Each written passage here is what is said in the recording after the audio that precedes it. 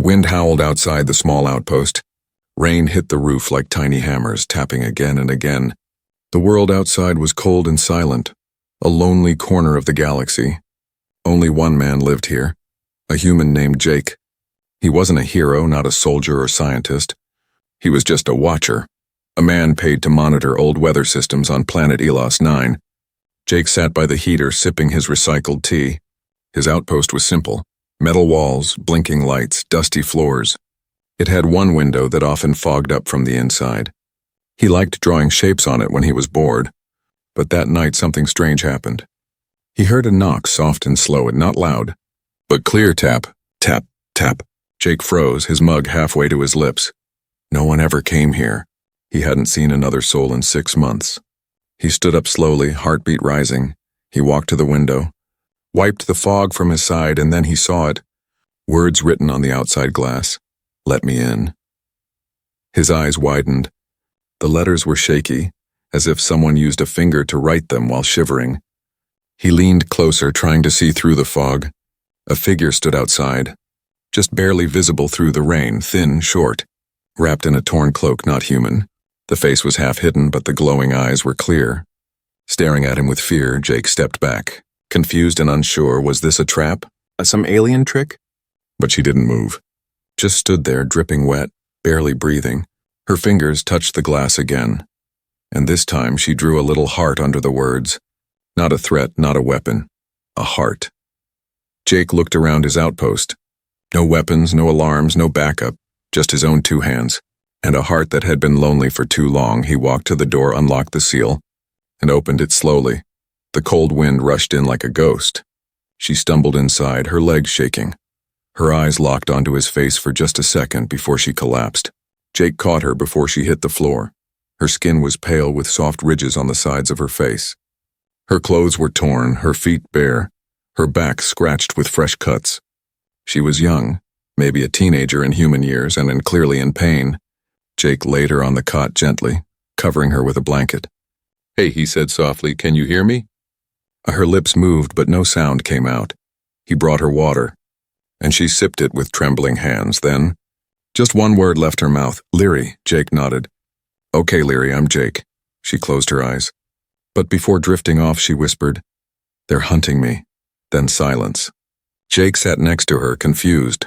Who was hunting her? Why did she come here? Why him? Oh, and most of all, how did she know he would open the door? Outside, the rain kept falling, but Jake didn't draw on the window anymore. He just sat there watching her sleep. He didn't know what was coming. He didn't know what kind of danger followed her, but something deep inside told him. If he hadn't opened that door, she would have died alone. And something even deeper told him his quiet life was about to end. Forever. Leary woke up the next morning with a gasp. Her eyes darted around the small room like she didn't know where she was. She reached for something, maybe a weapon, but found only a blanket. Jake was sitting on a crate, watching her from a distance, not moving too fast. "It's okay," he said in a calm voice. "You're safe now." She didn't answer, just stared at him with tired, guarded eyes. Her breathing was fast, shallow, like she'd been running for days. Jake stood slowly and offered her a hot drink. She sniffed it first, then sipped with shaky hands. "I didn't hurt you," he said gently, "and I won't." She looked down at her arms and saw they were bandaged. Jake had cleaned the wounds while she was asleep, but the marks went deeper than the skin. Some were old, healed in crooked ways. Some were new, fresh and raw. "You've been hurt," Jake said quietly. For a long time, Leary didn't reply, but her silence said enough. Jake sat back down, keeping distance, letting her feel safe. He didn't ask questions, not yet. He knew trust didn't come easy, not for someone like her. Hours passed slowly. Leary barely spoke, only whispered a few words here and there. "Hunters," she said once, then later. "Collectors." Jake didn't understand everything, but he understood enough. She had escaped, and someone was coming to take her back. That night, while Leary rested near the heater, Jake went through his logs. He pulled up the outpost's old satellite feeds. Nothing at first, just storm clouds and lightning flashes. But then something moved near the edge of the forest. A black dot, quick and low, then another, then gone. Jake felt a chill crawl up his back. He checked the thermal scans. Something warm was nearby. Too warm for animals, too quiet for humans. Leary, he whispered, walking back to her. Are they here? She opened her eyes and nodded slowly. They found me, she said. They always do. Who are they? Collectors, she whispered. They take things. Rare things. Like me. She pulled back the sleeve of her shirt, showing a brand on her shoulder. Some alien symbol burned into her flesh. Jake clenched his fists. Slavers, he muttered. That's what they are. Leary looked at him. Surprised, you're not like the others, she said. Jake raised an eyebrow. Other humans? No, she shook her head. Other species. They all want something from me. But you didn't ask for anything, Jake laughed bitterly. I didn't even ask to be stationed here. Leary smiled just a little. Then her face turned serious again. They won't stop, she said. Not until they take me or kill me. Then we won't let them, Jake said. Standing up, he started locking down the doors, setting up the few defenses the outpost had. Old turrets, tripwire alarms, some drones with motion sensors. He wasn't a soldier, but he could still fight. Leary watched him work, amazed at how fast he moved. How do you know what to do? She asked. Survival training, he replied. Came with the job, never thought I'd need it. As night fell again, the wind carried strange sounds. Not animals, not wind, clicks, hums, and whispers. Jake peered out the window, flashlight off, eyes sharp. Nothing, but the silence felt wrong. Then, on the far side of the foggy window, he saw it. A tiny red light blinking for half a second, then gone. Like an eye watching, he backed away slowly. They're scouting us, he said. Looking for weak spots, Leary stood now too. Fists clenched. I won't go back, she whispered. Even if they catch me, I won't go back. Jake looked at her seriously. Then we stand together, he said. You're not alone anymore, Leary blinked. Like she didn't believe it at first. But then she nodded, and for the first time, her posture changed. Not just scared, now ready. That night Jake didn't sleep. And neither did she. Outside the storm continued, but this time, the real danger wasn't the rain. It was the shadows hiding in it. The third night was different. Even the wind sounded afraid. The rain had stopped, but the air was still heavy and thick. Too quiet, too still. Jake stood by the window again, but this time, he didn't see a message, only darkness, no stars, no moons, no birds. Only black sky and shadows that didn't move like nature. Leary sat cross-legged on the floor, eyes half closed. She was listening, not with ears. But something else, something deeper. Jake noticed her skin glow faintly. Like silver veins under her arms. What are you doing? He asked softly. Feeling them, she replied. They're close. Jake didn't ask how she could feel them. He just checked his motion scanners again. Still nothing, but deep down he knew better. Something was out there, something smart. Silent and watching, he turned on the outer lights. Just for a moment, and that's when he saw it. Across the field, beyond the wire fence, stood a figure. Tall. Covered in black armor that shimmered like oil under the light. Its face was smooth, no eyes, no mouth, no features. But Jake felt it staring at him. And then it vanished, gone in a blink like smoke swallowed by night. Then another appeared closer, and another. 3, 5, maybe more. All standing in silence. Then disappearing one by one. No footsteps, no sound, just vanish, vanish, vanish. Jake shut off the lights and backed away. They're here, he said. The black vanishers, Leary nodded slowly. Collectors send them first. Scouts? Jake took a breath, trying to stay calm. So what do they want with you? Leary looked at him, pain behind her eyes. I was born in a collector facility, she said. Not meant to live free. I escaped during a crash. But they never stopped chasing me. She lifted her shirt slightly and showed him a glowing mark on her side. A strange blue symbol, half a number, half a code. It's a tag, she said. A signal. Jake stared at it, his fists clenched. They're tracking you through that, he muttered. Yes, she whispered, and if I die, they'll just sell my body. Jake turned away, angry now. Not just at the collectors, but at the idea that any life could be seen as a product. I'm not letting that happen, he said. Not while I'm breathing. He went to the wall and opened a hidden compartment. Inside were old Terran defense tools, electromagnetic traps, mini drones, gas mines. He didn't have much, but he had enough to make a fight count. Together they worked through the night. Jake placed traps around the outpost. Leary helped, moving quietly, faster than a normal human. She knew where to step, where not to touch. She had been hunted before, but as they worked, Jake noticed something strange. every time Leary was near a drone or scanner. It reacted, lights flickered, signals changed. It was as if her very presence scrambled electronics. "You're not just running from them," Jake said slowly. "You're dangerous to them." Leary stopped, looked away, then nodded. "They want my voice," she said. "My species can break systems with sound." She touched her throat gently. "That's why they branded us, locked us, bred us in silence." Jake stared at her in disbelief. "You can destroy machines by speaking?" Leary didn't answer, but her silence was loud enough. That night the Vanishers returned, but this time they didn't just watch. They came through the fog, slow and quiet. One reached the outer wall, and without touching it, the power lines sparked and died. Jake grabbed his rifle, heart pounding. "Leary!"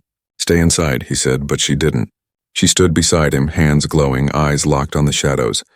"I'm not hiding anymore," she whispered. One of the Vanishers stepped into the light again. It didn't speak, just raised a silver hand and pointed at Leary. Then it made a sound like clicking metal, cold and sharp, and Leary answered, her mouth opened. And a soft hum escaped. Not a scream, not a shout. Just a note, low and slow, but the effect was instant. The drone behind the Vanisher exploded. The creature twisted and vanished again. Jake stared in shock. "What was that?" "My voice," she said, "but I can't hold it long." Jake nodded. "Then we make it count." More shadows moved in the fog. The battle hadn't started yet, but the war had, and Jake knew without a doubt.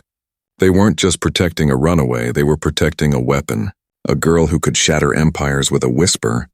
The next morning the air felt wrong, too quiet, too clean, like the storm had just been a curtain for something darker. Jake hadn't slept, not really.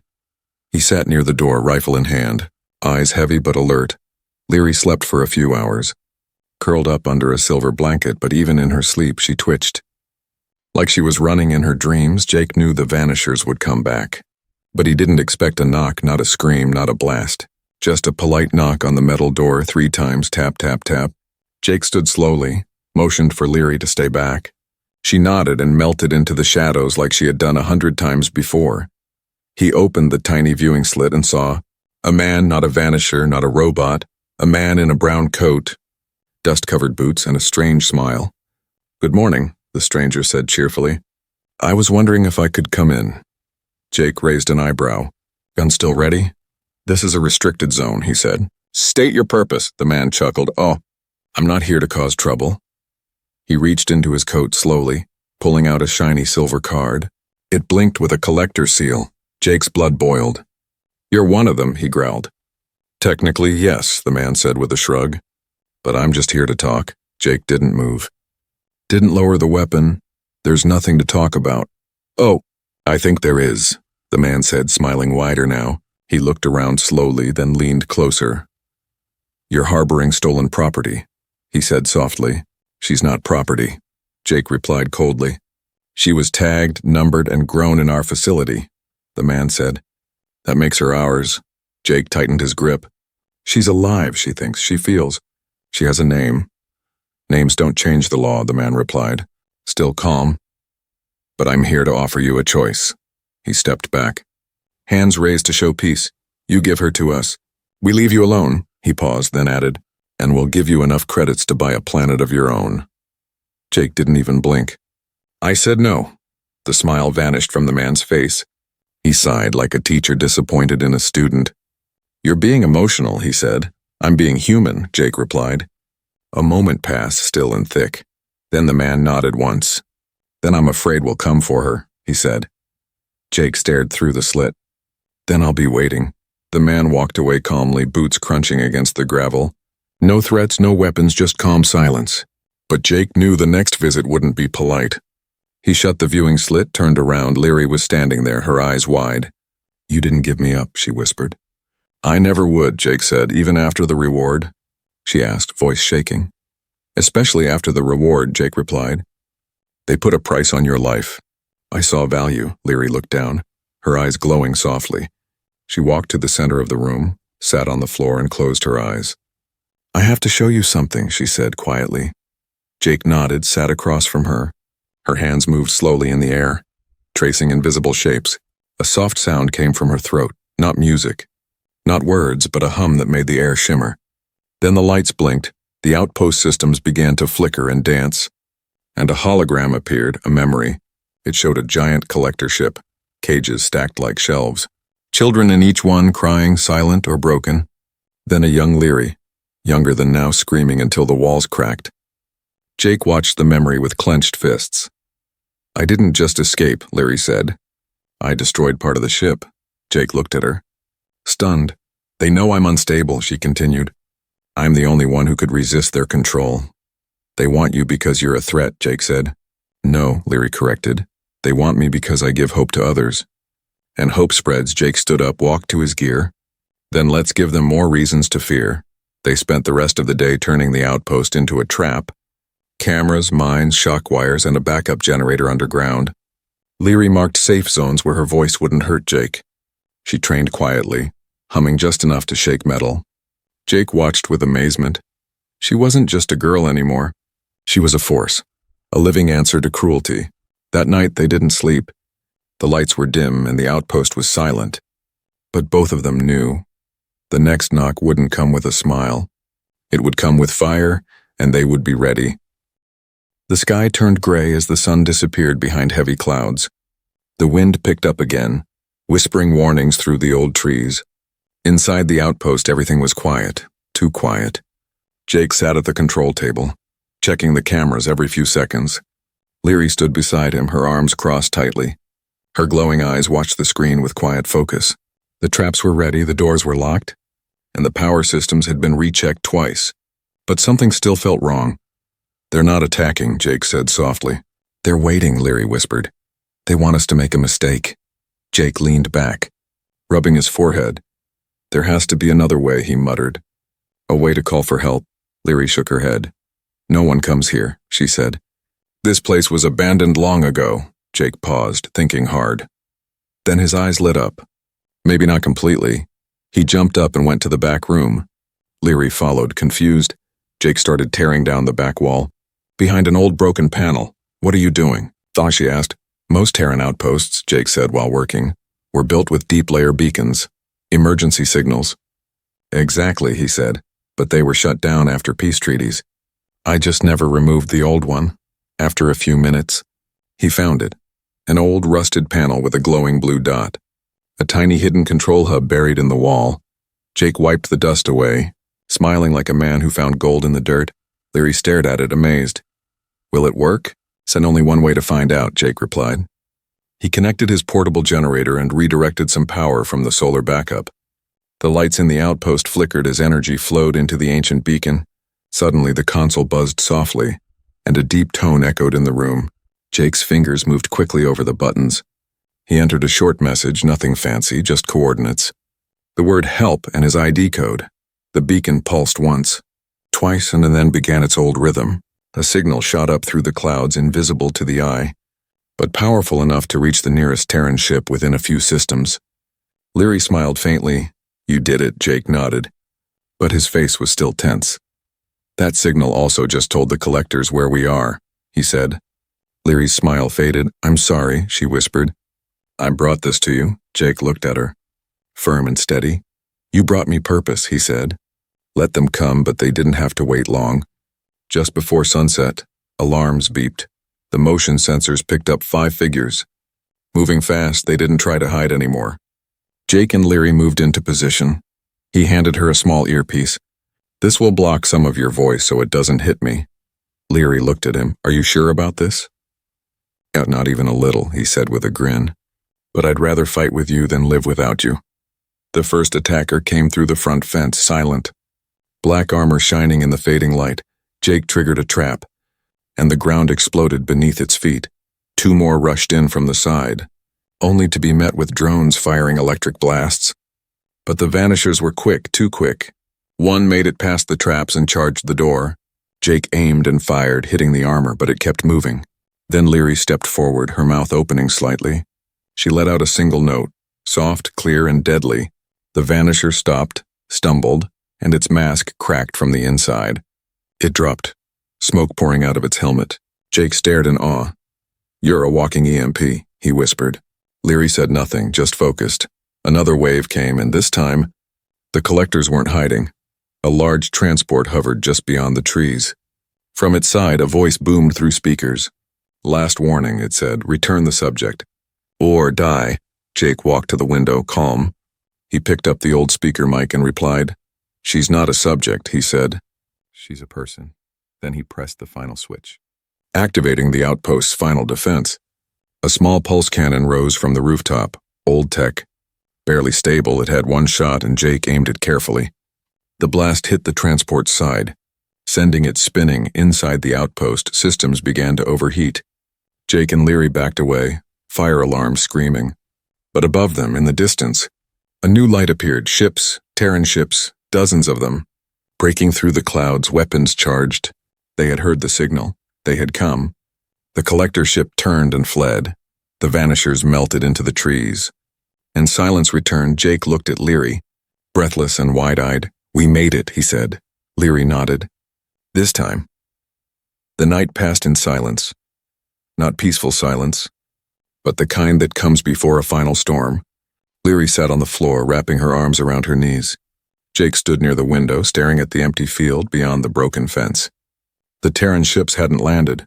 They had chased the collector transport away, but then vanished into the sky again, probably chasing other signals. Other battles, no one came to check on them. No soldiers knocked. They were still alone. Jake tightened the bandage on his arm. Where he'd been cut by falling metal, Leary hadn't spoken since the fight. Her eyes had changed, not just scared now, but distant, like she was remembering every cage. "Every test, every scream. You did good," Jake said softly. Leary didn't answer. He walked over, sat beside her. "We're still alive," he added. "That means we still have a chance." She turned to him slowly. "They'll come back," she whispered. "They always do." Jake nodded. "Then we'll fight again." Her lips trembled. "I'm tired of running," she said. "I want to stop being afraid." Jake looked at her, then stood and opened the storage bay. Inside was the last of his equipment: emergency rations, backup shields, a small exosuit frame. He began assembling the pieces. Slow and focused, Leary watched in silence. "Eyes wide, what is that?" "A last stand," Jake said with a grin, old Earth style. He handed her a small energy shield. "Hold this near your heart if they get close. It'll buy you a few seconds." Leary shook her head. "You shouldn't fight alone." Jake paused, then nodded. "I won't," he said. "You're stronger than you think." As the first light of dawn touched the horizon, the scanners beeped again. Movement, lots of it. Jake looked at the screen and saw them, collectors, at least 20, marching across the field in black armor. This time they weren't hiding. No more shadows, no more games. This was war. Jake put on the chest plate, the shoulder guards, and powered up the leg supports. He moved with mechanical strength now. Fast and stable, Leary touched his arm. "You look like a machine," she said. Jake smiled. "But I've still got a human heart." They took their positions. Jake near the front, Leary just behind, ready to use her voice when needed. The first collector stepped forward. Holding up a scanner, he shouted in a deep voice, "Give her to us and walk away alive." Jake raised his weapon. "No." The collector lifted a hand. Dozens of soldiers began rushing forward. Jake fired. Hitting the ground before them and exploding a mine, Leary screamed and 3 of them dropped. Clutching their heads, they kept coming, but so did the fire. The traps, the shocks. The outpost itself seemed to fight back. Walls shifted. Spikes rose, alarms screamed. Jake moved like a storm, powered by his exosuit. Punching, kicking, shooting, blocking. He was just one man, but he fought like 100. Leary's voice echoed across the field. Not screaming and singing, a song without words. One that made the ground shake and the sky shimmer. The enemy stumbled, crashed. Some dropped their weapons, others tried to run. But the collector leader pushed forward. Drawing a long blade, he charged toward Leary. Faster than the others, Jake turned, but he was too far. "Leary!" he shouted. Leary stood still. She held the shield close to her chest and took a deep breath. Then she whispered something. So quiet even Jake didn't hear it, but the collector did. The air around him cracked, his armor bent inward. He screamed as his blade shattered in his hand. Then he fell motionless. The field grew quiet. The remaining collectors stopped, turned and fled. Jake dropped to one knee. Breathing heavy, Leary walked over, tears in her eyes. "I didn't want to kill him," she whispered. "You protected yourself," Jake said. "You chose to live." They looked around. The field covered in smoke. Sparks and silence. The outpost was damaged, but still standing, so were they. The sun rose higher now, bright and golden. For the first time in days, it touched Leary's face. She blinked at the light, then smiled a little. Jake sat down beside her in the grass. "You know," he said, "back on Earth. They used to say dawn means hope." Leary nodded. "Then maybe it's our time to stop running," she said. "Maybe it's time to live." The smoke had faded. The wind no longer carried fear. Only the scent of burned soil, broken metal, and something new: peace. The battlefield around the outpost was silent, but not dead. It was the silence that came after the storm, the kind that whispered, "You survived." Jake limped across the ruined field, dragging a damaged turret behind him. His armor was cracked, the exosuit barely holding together, but he was smiling. He had lived through the impossible. Leary followed close behind, barefoot, her feet dusty but light. She no longer looked like the scared girl who once wrote "Let me in" on his fogged-up window. She walked with her head high now, her eyes steady, her voice quiet but full of strength. They reached the center of the field where the collector leader had fallen. Only ashes remained. Leary stood still for a moment, not in joy, not in sadness, but in respect. "I didn't want this," she whispered. Jake nodded. "But you didn't choose war." They did. For a while they said nothing. Just stood there while the wind moved around them. The world had changed in just a few days. Jake had gone from a lonely man in a forgotten station to protector, fighter, and now something more. "You can't stay here," Leary said suddenly, breaking the silence. Jake looked at her, surprised. "What do you mean?" She turned to him slowly. "This outpost. It's marked now," she said.